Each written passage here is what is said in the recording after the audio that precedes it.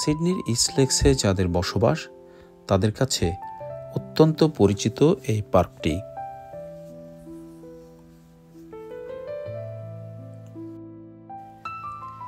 বাঙালি যে কটি পরিবার এই সাবাবটিকে নিজেদের ঠিকানা করে নিয়েছেন তাদের কাছে পরিচিত ইস্টলেকস পার্ক নামে।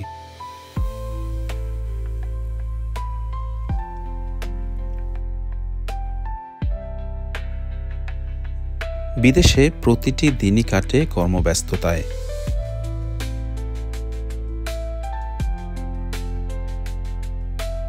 কাজের শেষে পড়ন্ত বিকেলটা প্রকৃতির সাথে কাটাতে অনেকেই ছুটে আসেন পরিপাটি করে সাজানো এই পার্কটিতে।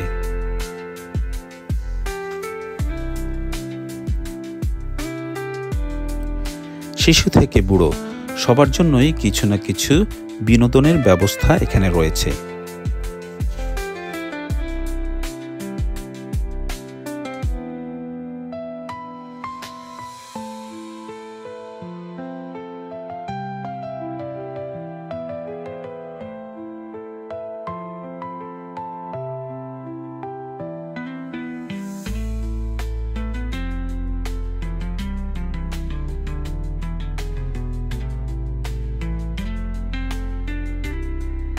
মজার ব্যাপার হলো পার্কটির এই দিকটাকে বাঙালিরা নাম দিয়েছে মায়া চত্বর।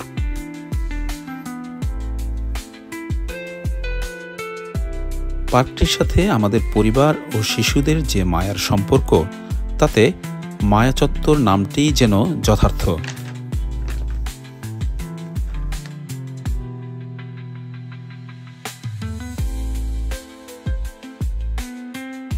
এখানে নিয়মিত আয়োজিত হয় সাহিত্য আড্ডা, স্বরচিত কবিতা পাঠ ও গানের আসর।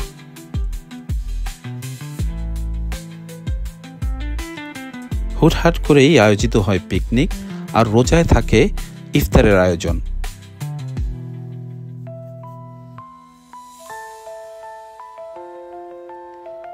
অস্ট্রেলিয়ায় আমার 16 বছর পূর্ণ হলো আজ 30শে মে।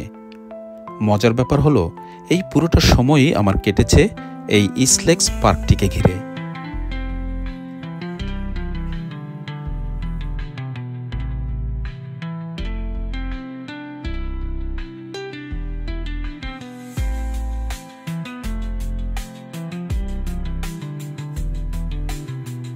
মায়া চত্বরের এই মায়ার বাঁধন অটুট থাকুক সামনের দিনগুলোতেও।